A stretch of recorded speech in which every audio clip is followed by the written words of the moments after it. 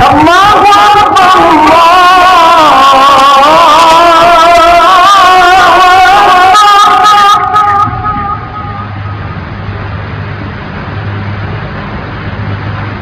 جب رسول اللہ صلی اللہ علیہ وسلم اس دنیا میں تشریف لائے تو اس وقت کے جو واقعات ہیں تاریخ کی کتابوں میں لکھا ہے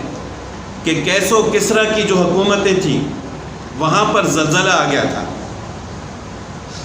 اور آتش کدوں میں جو آگ جل رہی تھی وہ بجھ گئی تھی، اور سمندر جو ہے وہ ابلنے لگا تھا۔ تو کسریٰ کا جو بادشاہ تھا اس نے اپنے ایک مشیر کو بلایا اور اس کے ساتھ اس چیز کا ذکر کیا، تو اس نے مزید اس کو پریشانی میں ڈال دیا کہ آج رات میں نے خواب دیکھا ہے کہ مکہ کی طرف سے ایک لشکر آ رہا ہے اونٹوں پر سوار ہو کر۔ تو اس نے کہا کہ یہ بھی ایک پریشانی والی بات ہے، اب اس کی خواب کی تعبیر بھی پوچھی جائے۔ جب خواب کی تعبیر پوچھی گئی تو ان کا جو اس وقت کا بڑا عالم تھا اس نے کہا کہ اگر یہ خواب سچا ہے تو پھر مکہ کی طرف سے ایک لشکر آئے گا جس سے یہ کیسر و کسریٰ کی حکومتیں ختم ہو جائیں گی۔ یہ اس رات کا خواب تھا جس رات رسول اللہ صلی اللہ علیہ وسلم اس دنیا میں تشریف لائے، اور پھر حضرت عثمان رضی اللہ تعالیٰ عنہ کے دور میں مسلمانوں نے کسریٰ کو فتح کیا تھا۔ تو اس وقت ایک یہودی تھا وہاں پر موجود تھا مکہ میں جب رسول اللہ صلی اللہ علیہ وسلم کی پیدائش ہوئی، تو اس نے کہا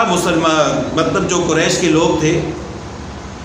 کہ آپ کو معلوم ہے کہ آج رات مکہ میں ایک عظیم الشان بچے کی ولادت ہوئی ہے؟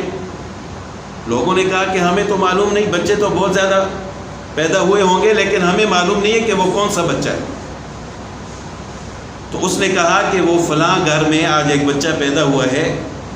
اور اس کے بارے میں ہم کتابوں میں پڑھتے رہے ہیں، بڑا عظیم الشان بچہ ہے،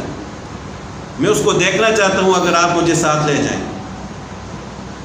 تو وہ قریش مکہ اس یہودی کو لے کر ساتھ گئے، ان کی اجازت سے پھر رسول اللہ صلی اللہ علیہ وسلم کو باہر لایا گیا۔ تو جب اس کی نظر رسول اللہ صلی اللہ علیہ وسلم کے چہرے انور پر پڑی تو بے ہوش ہو گیا۔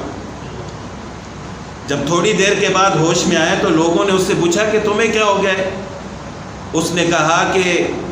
تمہیں مبارک ہو، اب نبوت بنی اسرائیل سے منتقل ہو کر